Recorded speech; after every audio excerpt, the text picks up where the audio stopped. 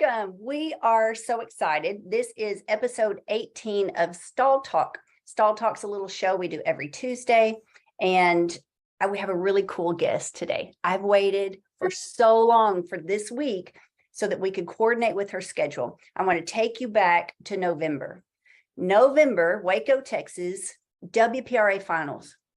It was so cold. It rained.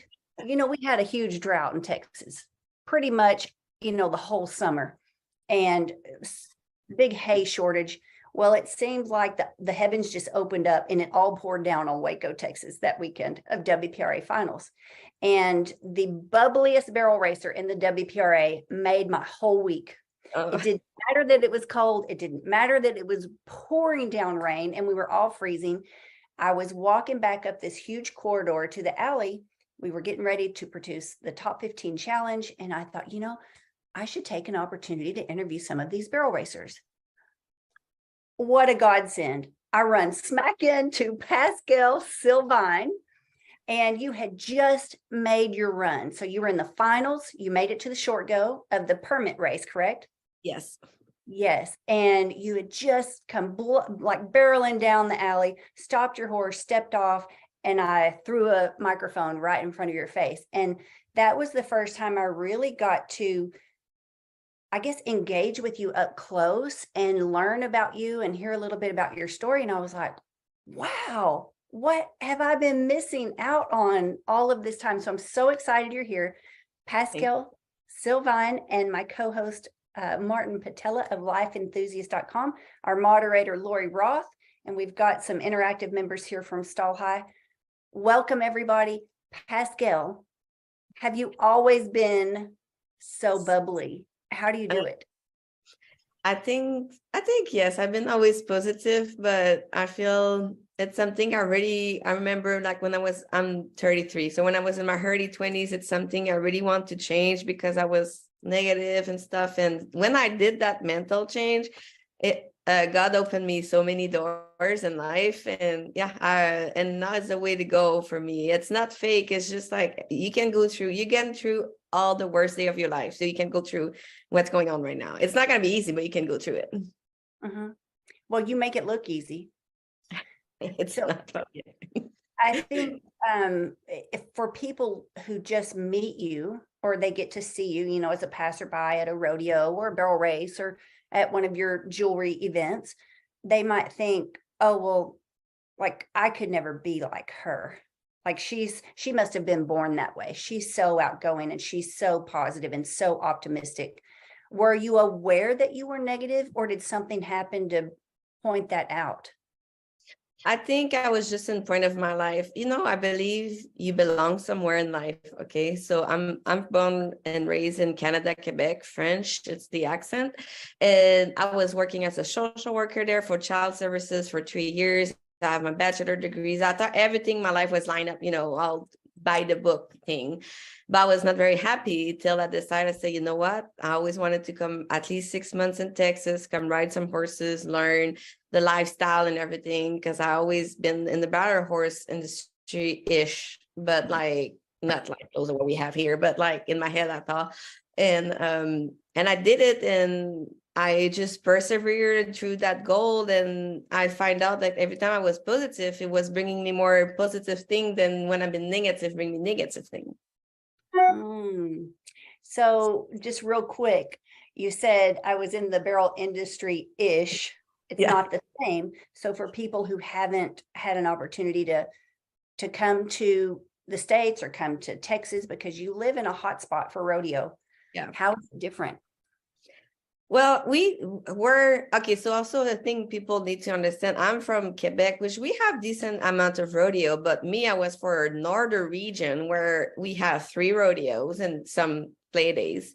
But after that, the closest one was always 8 hours drive, like the closest, if you wanted to do any circuit of any kind.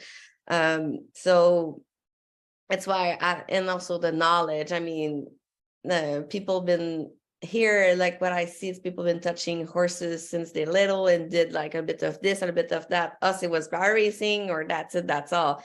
And the only knowledge, because this is before internet, like when I was teenager, internet started, but like book for Marta Juicy, that's all the knowledge we have access back then. And we had fun and everything, but I did learn a lot when I decided to come here. Is the competition the same? We do have good, decent horses, but I would say the amount of, like, of course, I think, I don't want to be bragging, but I think Texas is the place to be. It's a hot spot, like you said.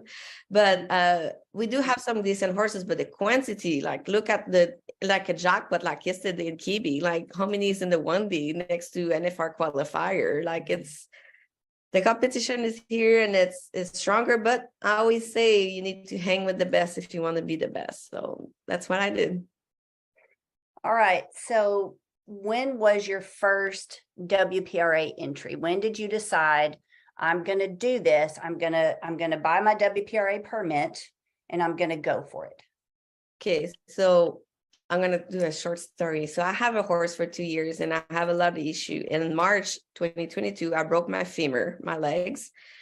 And after that, I still tried with her, but it was just the end of our road together, right? And I said, I need to buy a horse. I'm going to just have fun with it. That was my whole goal.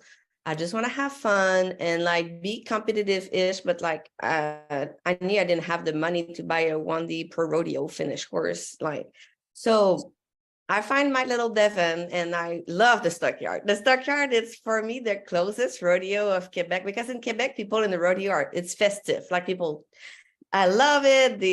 You have a little bit to drink and the party, and it's like here it's a little bit more quiet. But the stockyard is the closest of my hometown. You know, I'm like, oh, I feel home for a second. So I go to the stockyard all the time. And I brought my little Devon. Any second rodeo there, he won. I think it was the second and the third time I go there. I'm not sure, but we won the rodeo. I was lucky. Not much people was there, but I still won it. So I was like, well, I always dreamed to rodeo. So I talked to one of my good friend, he do per rodeo, he calf rope, but he very helped me because I was debating between using UPRA or do a PRA. He said, well, if your dream is to do a PRA in the long term, you need to start to learn now how it works, because it's a lot of learning. And I was like, you know what, you're right. I say, who cares what people say? So I buy my card in September for 2023. And my first pro rodeo was the first one. It was in Bowie, Texas. For answering your question. Wow. And so how did it go in Bowie? Were you excited to be there, or did you have reservations thinking, because a lot of people struggle with imposter syndrome. I shouldn't be here. I'm not ready yet. What was it? What did it feel like for you? So I actually did a TikTok about this driving there, and I started to cry and say, I always dreamed to pro rodeo, like for a long, long, long time. And I say, I'm doing it now. Like it's the day. And weirdly, I felt again the feeling I belong. Like when the first time I put my feet in Texas, I felt like I have that strong feeling it's where I belong. And I was like, oh, I feel like it's where I belong. And I said, we're gonna do the best. It's just another run. And we were in the slack, and it was the first time I ran him outdoor. And I was like, I'm sure it's fine. And he was decent. We were like 27.8 from the fastest run that day. So I was very satisfied with that, because it was so much. I didn't even know how you react with the shoot and like all that. I just throw it to the wolf, you know? And yeah, it was great. And I work very hard for my business and build what I have. And it's why I try to erase that syndrome, imposter syndrome, and say, no, you belong, you work hard to be here. In different ways maybe, but you still work hard. Okay, so I'm curious, like if we can get to the root of your positivity, and I'm going to include Martin here. So my co-host is Martin Patella. He is founder of lifeenthusiast.com. I love having you on every week, Martin, because you bring a level of expertise and connecting the mind and the muscles and our health. Does this sound like a spiritual root to you? What's the foundation? What is there anything else going on that leads to this? What are your initial thoughts, Martin? My number one thought is my memory of being in Montreal. I was I was young then, 1977, 77. Anyway, I'm talking to people, just service people, secretary of an office or whatever, and I'm thinking they're coming on to me. And I just thought that, oh my gosh, these women are all over me. What's up?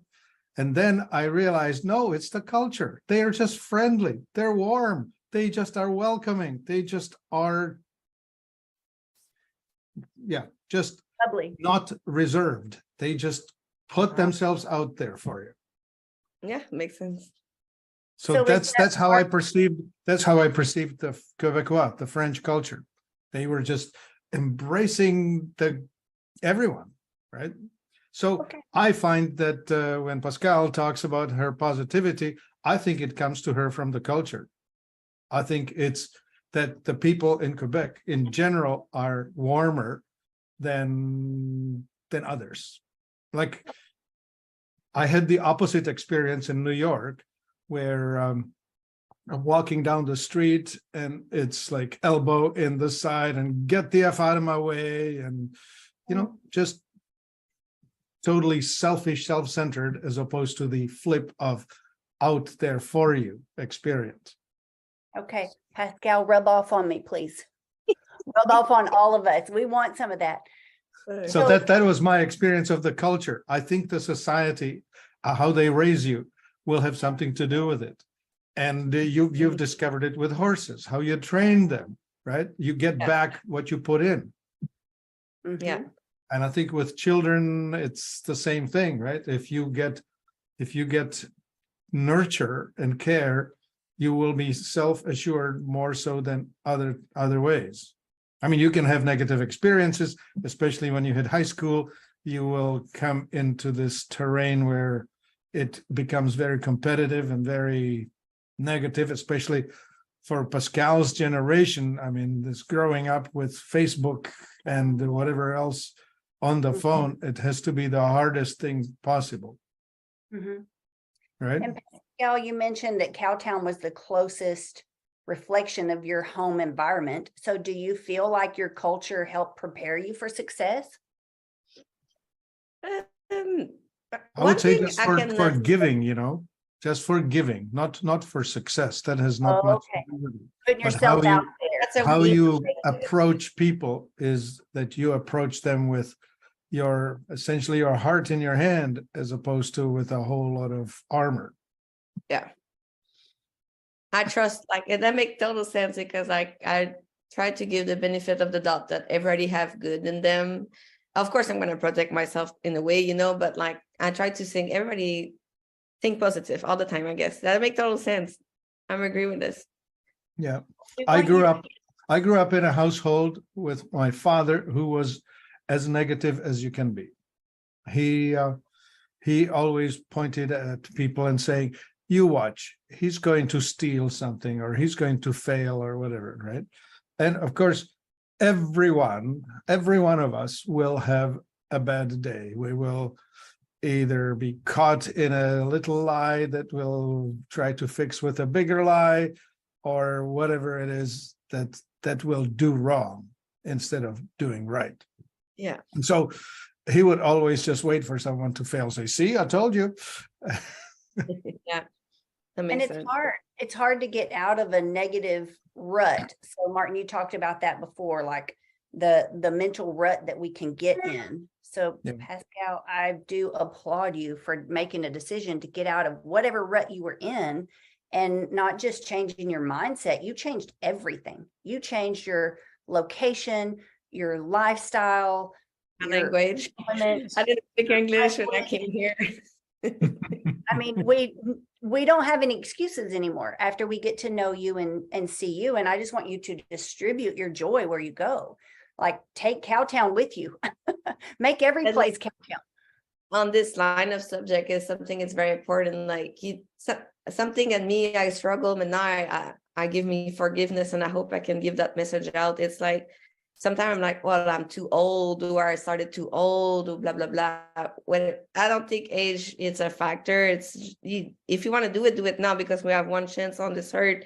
So either you do it now, at age whatever you are, and then you'd never do it, and like the business I started, like I was like very serious. I was in my 30s, and pro rodeo, I'm 33. I just got my permit. It's not even fill up yet. Hopefully soon, but it's still not fill up. So it's age, it's if you really want to do it, just go for it. That's all I have to say about that very strongly. Well, was there a spiritual, like a defining moment that impacted your decision to make a change? Because you're very open about, you're very transparent about faith. You believe in God, you profess your faith in God. And was there a defining moment that, is there a spiritual foundation? Let's talk a little bit about that. How much does faith factor in for you? I grew up so we're Catholic back home. So we used to go to church a lot, and I did not believing, but the connection with faith for a long time. Here it's stronger, and the way y'all see the faith is, for me, connect more with who I am Catholic. It's like, it's this or that, or like it's more sin, and it's more always negative for me, the way I experience it anyways. And here I love how we, like Cowboy Church example, how we talk about God. And I remember one thing was very marking for me. It's when I went to a funeral here. It was so different. And us, it's like, again, by the book, it's always the same thing. Whoever is there, and you just put the name of the person, that's unpersonal. And this, when I came here and I see how personal it is, and how you can be personal in your faith here, I should talk about it. Yeah. It's where I recreate my connection with God. And I also have a accident, like I should probably, like I've been lucky, I wasn't with my truck, and I stay alive. And it's where, for me, was like, okay, God is real, and God want me here. What you gonna do with your life? And you need to stop losing your time, because I was in the past of a lot of struggle. And it's where I just pick up all the pieces, and I went strong. And I never stopped working every day for my goal since that accident. And it's where, and I was like, God wants you here. What you gonna do with that life? You gonna waste it, or you gonna keep going what you want to do? But you need to work, you need to put stuff in place. Now people that look my life, they see how as a business go well, and she pro rodeo, and she buy a horse, and it looks so much fun.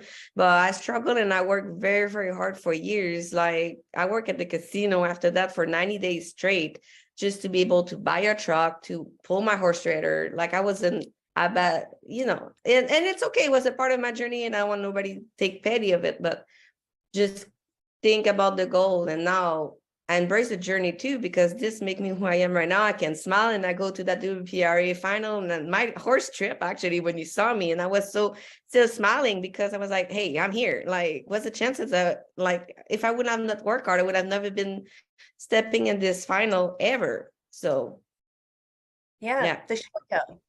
And I'd like to last March. That is remarkable. Go ahead, Martin. I'd like to plug in the story of the transplant, of the immigrant. Okay. When you take yourself out of your culture, wherever you grew up, whatever you were, because you want something, you go after what you want. You go for better. You come with a lot of energy, because you gave up all the stuff that made you what you are, and you're transplanting yourself someplace new. And you need to work probably a lot harder than others. But at the same time, once you get this going, it's like a momentum, right? Like you just start having to build. And I mean, the story is replicated a million times. You hear it from all over. Immigrants and children of immigrants tend to do better than the people who grew up in the town. Aha. Well, because they have a lot to accomplish and a lot to prove. Yeah. Well, I'm starting to see, just in the barrel racing industry, because I've watched for several generations now, kids who are raised in it and born and rooted in the industry with every advantage and every opportunity to be a champion. Sometimes it's harder for them. It's easier for someone who didn't grow up with that foundation to step in, because they have fresh eyes. They're Mhm. not under the status quo is hard. And they do have to work harder to fit in because Pascal, I think you'll agree, it can be clicky. Yep. Like you I can And do fit agree. the ones that are in it are taking it for granted. sometimes. I believe that is very much true. And it's the status quo that's not working for us. Well, number one, we're not always willing to look and see and admit that it's not working. And if it's working like right now at this level, why change? So I think it's really hard to unlearn, to take responsibility and unlearn things. Whereas somebody who steps in new for the first time, they don't have the struggle of unlearning the wrong ways. You can step in and start fresh. So Pascal, Martin talked about momentum. Once you get going and once this momentum builds, when you had that accident and you seem to have like an awakening of your faith, how long did it take before you started seeing results of your transition, of either your prayer or your mental mindset? When did you start to notice that it was working? So I talked with someone very close to me, and because I told her, why am I not dead, blah, blah, blah, stuff like that. And she already talked hard to me. And that conversation, and the same day, like the 24 hours, I feel like, and I find out, I told myself, God wants you here. And I get up and I work to get out of the situation I was stuck in, build back what I have. And it went pretty fast. And every little reward, like you see, hey, I saved that, like I have a goal, like I make a plan. And with I have hand goals, like I have goals, still so many, but every goal have a little plan and a little step-by-step thing and a bigger word and a step-by-step thing, like everything go by step. And it's how I work it. Like I was looking at I still look at those big goals I see in my future, but I go step by step. You cannot go there to there. Did you have someone mentor you? Did you have, like, how did you know to break it down into little steps and treat it, as obtainable goals, so you didn't get lost in the weeds, so to speak? I watch a lot of podcast. I listen to a lot of podcasts, YouTube, self-development. Not all the time. It's a by period, and this really helped me in experience. And a lot of people influence me in a way. I don't have one specific I can name right now, but in the meaning, I didn't do it by myself though. No, it's not what I want people think, but it was like an influence of a lot of people at the same time. Let's talk about finance. Yeah. People want to know how do they get to where you are? You talk about this horse. Now, you mentioned before you started telling us about Devin, that's the gray horse we see you on, right? Okay.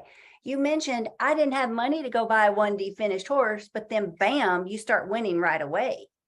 Yeah. How did that happen? I got lucky on this one. I want the people know I got lucky on that find because he was not advertised as is. He was advertised for the price I paid for. He was a good horse, and I know I have a lot of my friends or people I know say, I wish I could find a Devin. I got lucky. I want to put this out there, and they are there though. I have also one of my friends, Pedro Borges, is from Brazil, but we used to work horses together, and he helped me to find. If you say mentor of horses, I do have a plenty. Like they help me with skill. Every run, I send them around what you think. So this, I truly believe you need mentoring the horse, like especially like I'm okay, but I'm not the best rider. And like, how can I change this and this? Do what we have with what you have.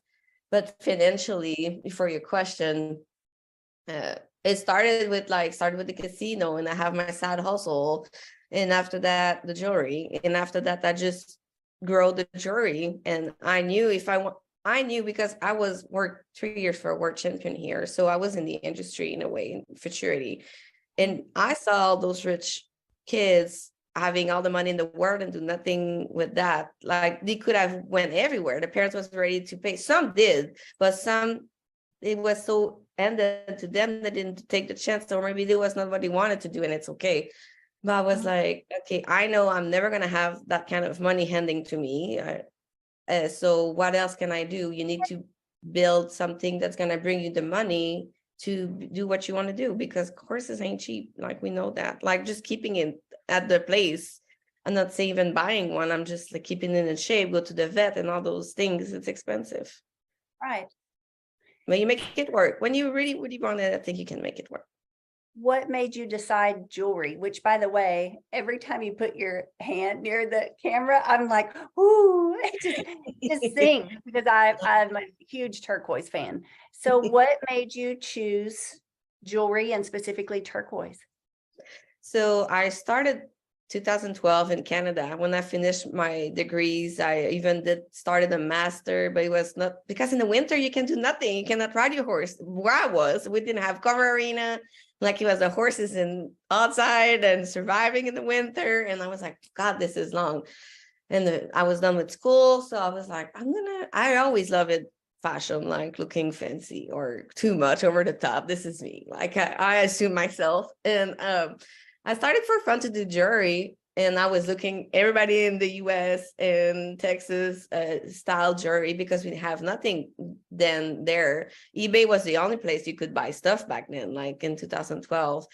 So I started to do that. And when I came here, I always did it for helping. And my style of jewelry very involved. And I started to work. I was so scared to start to work with turquoise, because it's a more expensive stone to work with, than I used to work with sea beads, which is like glass beads. It's like, you can buy it for Hobby Lobby for $1.99. You know what I mean? So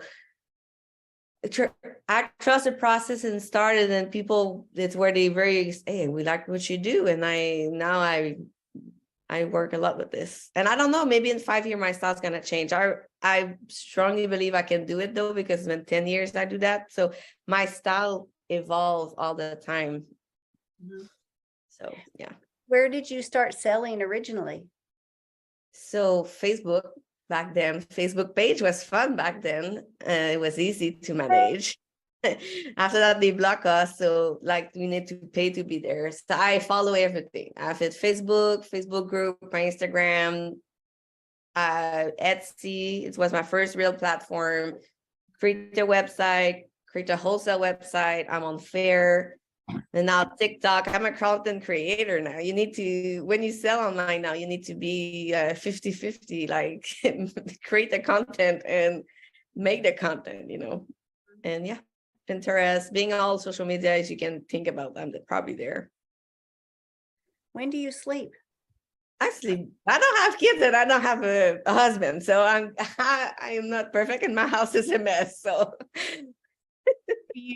what does your horse schedule look like then? Because you've already talked about your schedule, which is pretty insane, just keeping up with the rapid growth of, how do you pronounce your business name? The Bijou Fab. So The bijou, jewelry in French. Okay. Jewelry. I can't even say jewelry, right? Bijou Fab. It's amazing. I'm so proud of you, and I'm so happy for the rapid growth. You were just at WESA. You were just at Dallas Market with your own brand and your booth, and it was just decorated beautiful. And you were there, and we walked by. You didn't even have time to really talk because there were so many people there. Yeah, I'm very blessed. I have a lot of people that love their brand, love the personality, I guess, the bubbly thing, and love you. That's why we want to support you. That's why we want something that you create, so that it'll rub off on us, right? And I saw your post about wanting now to be in National Roper Supply, NRS, which I think is a by the way, on their part. Yes, they DM me on TikTok, so my trick worked. I was like, this is a smart idea. Smart girl. All right.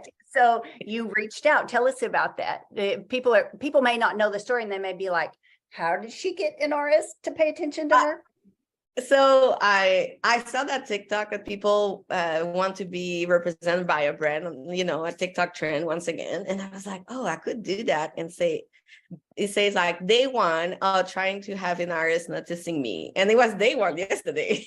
And I have like only 1,000 views, but I have so many people that say, because when you're in the industry of wholesale, like I am, you make a lot of friends in the wholesale that know who buy from. So I have a couple of those that contact the buyer from NRS. I have friends that knew who work at NRS, and it just and NRS sent me a DM and asked for more information, which I did, and finger crossed, but at least my feet, like they know who I am now and they follow me.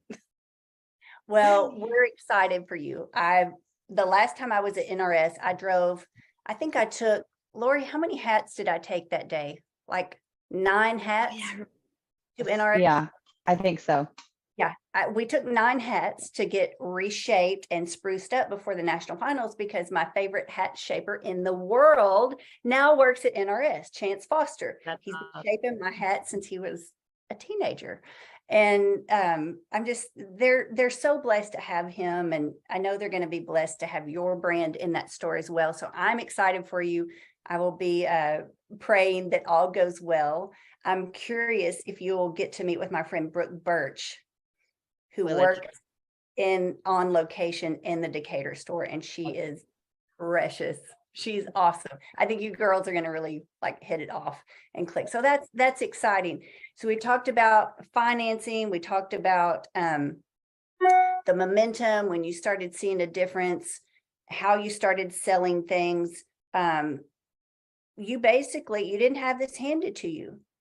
You went and worked at a casino. Did you want to work at the casino? I'm curious. Also, I have 3 jobs at the beginning. I was doing the jury. I was working at a steakhouse in Gainesville, which have, if we were lucky, 5 customers at lunchtime, and the casino. Like I have fun in the casino. I don't want to spit on it. Like I don't want to be like over it. I have fun. I met a lot of good people, but it was not my crowd and my kind of, I'm not working in a cigarette smoke and all that. It's not me, but I was like, it's been good to me, and I don't want to talk bad about it. They've been good to me. Well, But I was happy to not go back. I love those stories. In the first Top 15 challenge we did year before last, we interviewed Seth Roy. He announces the All In Barrel Race, Seth Roy Voice Productions. And he told the story about 2020 when all rodeo shut down and every event that he had booked for his voice as a professional announcer shut down. Well, what was he going to do? I think he had just gotten engaged to Courtney. He was like, oh my gosh, what do I do? Well, he had to get a job for a while in the interim. Did he want to do it? No. Was that his choice? No, it was not. But he told that story about how he was willing to do it because he didn't want to let go of his dream. Mm-hmm. He had to hold the gap. He had to make it happen and hold things together until rodeos kicked up again. And I don't know, you did mention some kids that just don't take advantage of the opportunity, where you see other people who would just love to have an opportunity. I think some of us just feel stalled. For me, I didn't realize I was as negative as I was until somebody pointed it out, Pascal. When I was in college, I vividly remember my friends getting on to me. I was apparently in a foul mood. It was such a behavioral routine for me. I really didn't know it until one of my best friends spoke up and said, we love you to death, but you're getting on our nerves. So either knock it off right now or we're going without you. Oh, but those are real friends. Yes. And I'm so glad that she just kind of snapped me out of it and helped me step back and reflect how I was thinking, what I was saying, why was I stuck in a negative loop anyway? And that was a really pivotal moment for me in my early 20s. That's when my own faith kind of came to fruition. I didn't really have faith before then. I had religion. I'd been exposed to religion. You grew up in a Catholic environment. I grew up in a Southern Baptist environment. Martin, I don't know if you've told me about your upbringing, faith, spiritual. I grew up in a police state behind the Iron Curtain, where the religion was the communism. The church was banned, it was bad, and yet, believe it or not, I ended up growing up studying Buddhism, yoga, I grew up, I mean, my mom is a Holocaust survivor, Jewish. Oh. And but she was so mad at her God for having put the entire race through that she wanted to have nothing to do with it. And yet in her childhood, she was, she was part of the Zionist childhood movement and whatever. Mhm. That whole thing just beat it out of her. Anyway, so what could I tell you about this? I was raised in scientism, the religion of science, Mhm. which I totally reject. Why do you reject it, Martin? Well, you see, religion is what's left after spirituality leaves the room. Say that again, please. Well, religion is based on rituals. And Pascal talked about that. The Catholic Church is really big on rituals. They have established their, the mass is done this way, and you stand up, you say this, you sit down, then you da da da da da da da. It's like a rock concert where the audience sings with the rock star, except it's pre-scripted. Mhm. And there's very little spirituality itself within it. You don't get closer to God. You just simply do your ritual with your neighbors. Mm. Nailed it. So was it your health journey, Martin, that changed things for you? No. I don't know. I'm not from this world, I'm just passing through. Well, we're glad that you're sharing your time with us. Yeah, no worries that. I wouldn't say, well, that the health journey, I mean, all breakdowns, I would say, all challenges, all difficulties are there to teach us something. When it gets tough, we need to evaluate why as opposed to how. Okay, now we're getting into the really thick stuff. Yeah. Well, yeah, the why. As to how, and that, quite frankly, that's our mission. That's our heart at Stall High, and through the mentor program, and through having Stall Talk every Tuesday, and awesome guests who come on and share, their life's work, what they're passionate about. We want answers. When you don't have answers, there's a passage in the Bible, there's a scripture that says, "My people perish for lack of knowledge." That's when we get stuck, because we don't know what to do next. And instead of asking why, like Martin just referenced, we ask, how come? Like, why Why- me or why not yeah. me? But we don't really Why me instead of why not me? Yes, we don't really give the time or the energy to start peeling back those layers, because we think that's going to take too much work. I want the express. I want microwave success. Well, microwave success doesn't go anywhere. It stays in a box. It typically doesn't get very far, Mhm. and the flavor's not as good. Yeah. So, Pascal, I'm proud of you for working hard for your dream. Lori, do you have anything to input on this conversation? You've been in the background this week, been really quiet. Well, yes. So I think what he just said hits the nail on the head. That people, instead of asking why me, which is what we all have a natural tendency to do, that's a really good new and challenging thing to get yourself to, is to ask, why not me? I believe you're right. When you go through challenges and tough spots, my personal belief is that most of the time it is to build us up, right? To build our strength, build our resilience, teach us new things that are going to propel us into what we're supposed to be doing. And I think if you really, if you can get yourself to avoid throwing your hands in the air, but take a step back, take a, like you say, the 30,000-foot view and ask, okay, what am I supposed to learn from this? Why is this happening? What caused this? How can I grow and do better? I think that's where it's at. So asking why not me seems like a really far out there idea, but I think that's a great way to put it.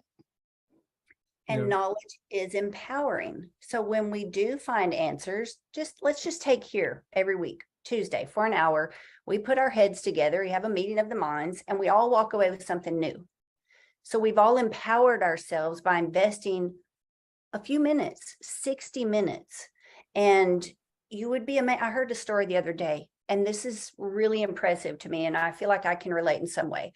It told a story about an entrepreneur that, I think he was a dentist, actually. He went to a conference in Japan, if I remember the story correctly. He listened to one technique. It was not his technique. It wasn't new to the world, but he brought it back to the States and he started incorporating it. And it caught on like wildfire. He had people flying from all over the country just to see him for this one procedure.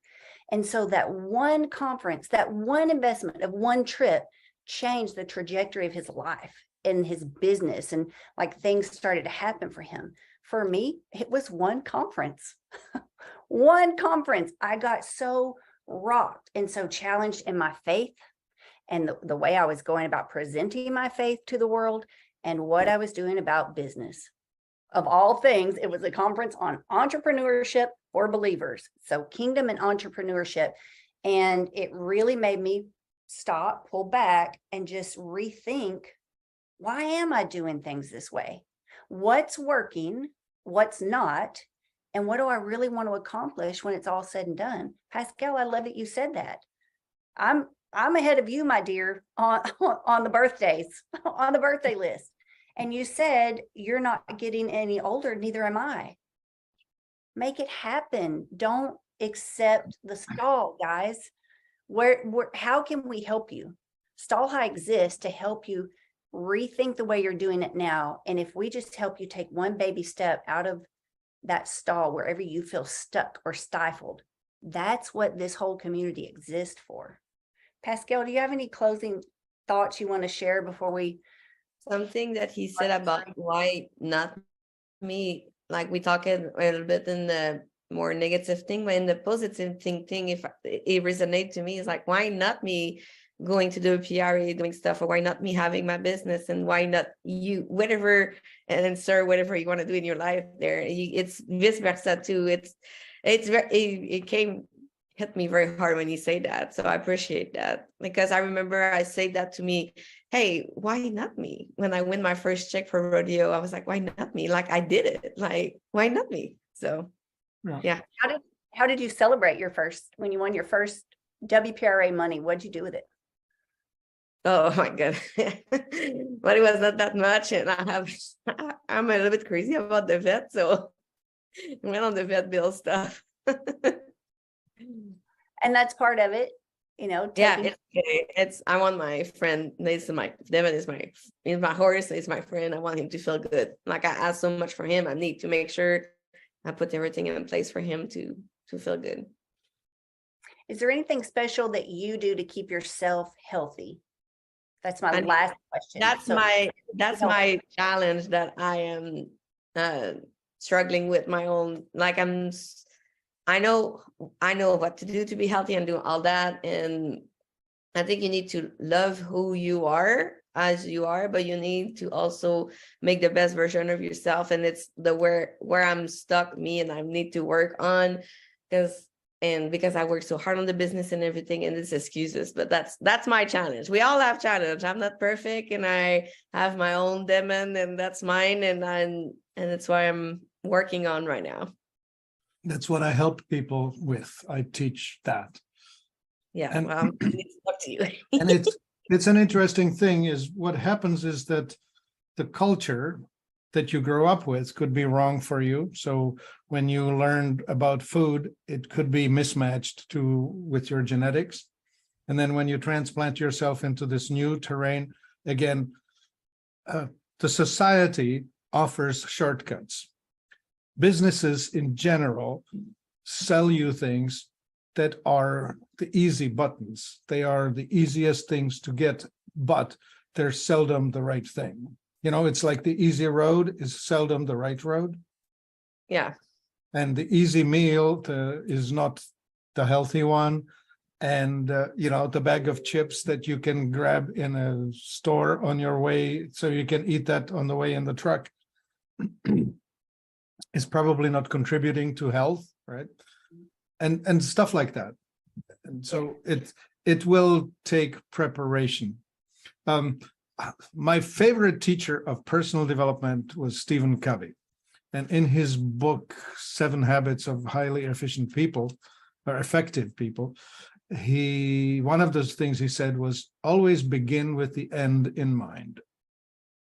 So it's sort of visualize yourself on the other side of the river being the whatever's between you and where you want to be, and then build your bridge back, like in your mind, right? What are the steps I have to go through before I am like that? So, for example, if you want to be like slim like Kendra, you need to be asking Kendra, what does she do in her life? And you can emulate that, right? Like you can be, oh, what does she do? Oh, well, I'll do that. As And opposed to whatever doesn't support you. But then Kendra got her nose rubbed in her negativity, right? What did she need to learn about her mental states? Like we talk about that too, right? Acid versus alkaline. The overly acidic person gets a lot done, but is not so pleasant to be around. The more alkaline person is very friendly, jovial, and bubbly, but tends to be having a hard time getting out of bed in the morning. Things like that. I mean, we can manage that. Food can manage that. Supplements can manage that. And of course, we can manage it in our approach, right? The self-talk, what we say to ourselves, the words. Thoughts become actions. Actions become habits. Habits become character. All of this matters. You broke your pattern and became something that you wanted to be, right? Kendra talks about that. She broke her pattern and she became somebody else other than who she was. Like, you know, she was heading in this direction and then, oh, no, we'll change. We can be somebody else. yeah, We all have that choice. yeah, my culture, the way I was raised, I was heading in a direction I didn't want to end up. I didn't know how to get where I wanted to be. Did I really think it was possible? No, that's where faith factored in for me. But it is, knowledge is definitely power. The more I enjoy the learning process, the more answers I find and the more things that click and fit together. My mind's always thinking about my horses. Ooh, that's going to help me with my horse. Oh, that makes sense with how I used to feel with this horse. And I can't go back to that horse that I didn't understand at the time, but I can apply that right now to this horse that I have today. And I can be a better steward of my horses today. I can be a better steward of my opportunities today. Is my body older now than it was? Yes. We talked about that last night. Lori Herr in the interactive group. We're cognizant of that. So we have to make adjustments. We have to make sure that, like you said, Martin, prepare accordingly. Where's the end goal? That's why we're part of Stall High.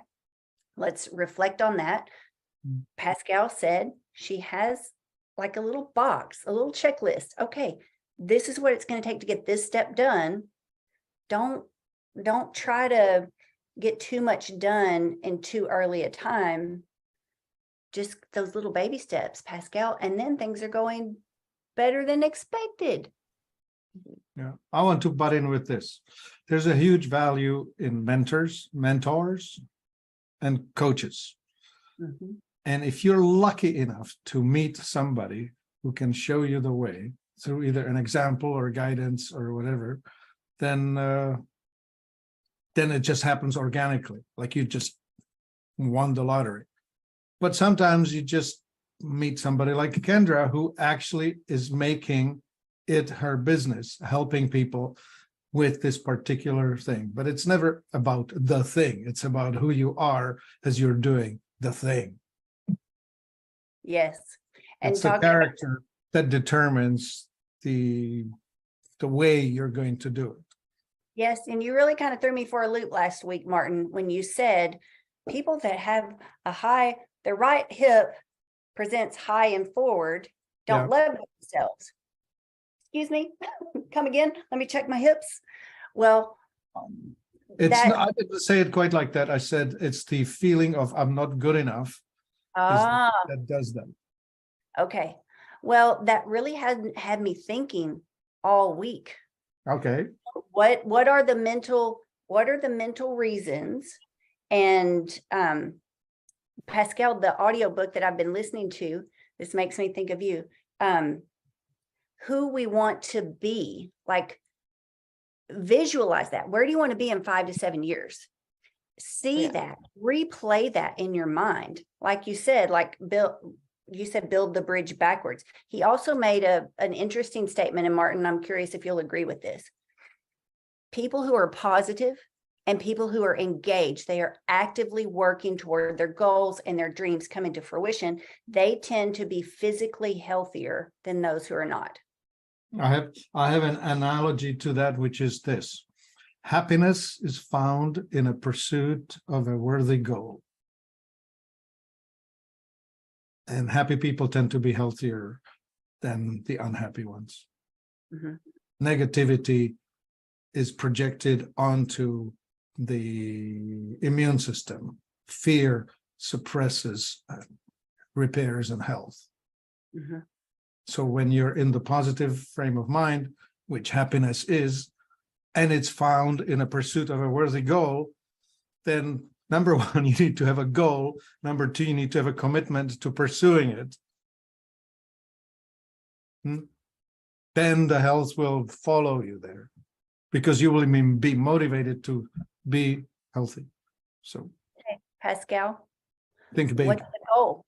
Is it Globe Life Field, Teton Ridge, the American Rodeo? Is it the national finals? What is the end goal for you and your horses?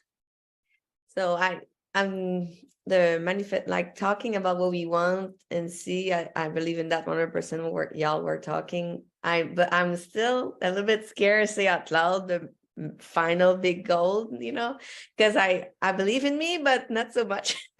But my goal this year would be to get the second horse for a bigger pattern, to keep going on Texas circuit. After that, I would like to do the circuit final-ish. I don't know when, maybe. And after that, I would like to do, and if like all the rodeo and in America, like trying harder and see where it goes. Well, Martin just mentioned the value of mentor and a coach. It just so happens that Matt Reeves coaches for us every Monday night in Stall High, and he's our mentor on Mondays.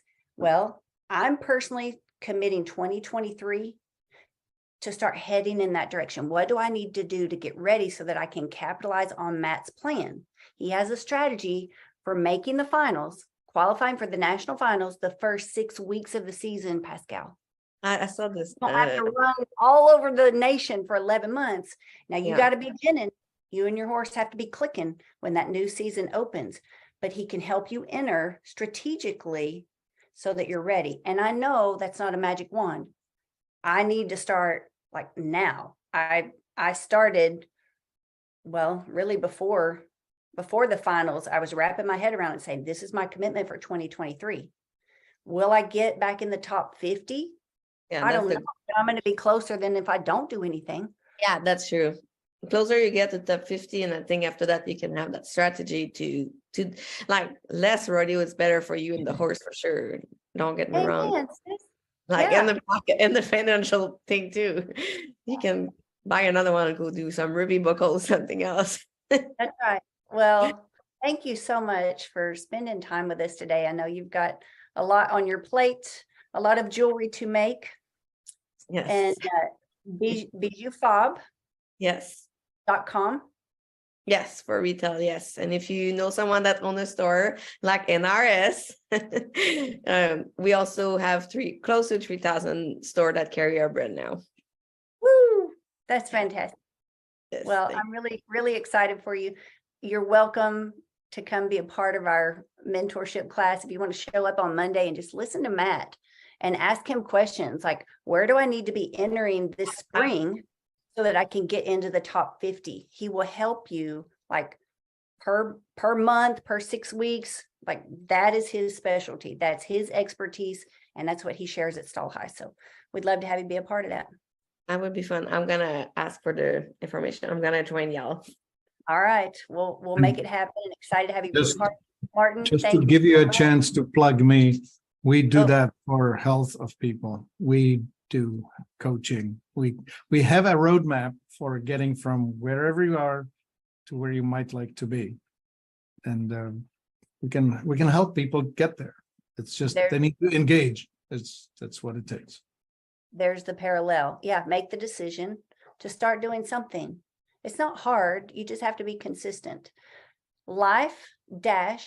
life-enthusiast.com. Thank you, everybody, for being here. Thank you, Martin. Thank you, Life Enthusiast, for sponsoring Stall Talk. You're making this possible as well so that we can reach more people. Pascal, thanks for rubbing off on us today. All that You're welcome. amazing joy and fun and energy. It's very contagious. So please keep sharing. We're Thank you. excited to follow your journey and we're excited to have you in Stall High as well. Thank you. All right, guys, thanks everybody for being here. Thanks if you're watching on YouTube, Facebook, TikTok. If you have questions, download the Stall High app. That's the easiest way we can help you. And from there, just contact us. If not, we'll see you again next Tuesday. Everybody be blessed.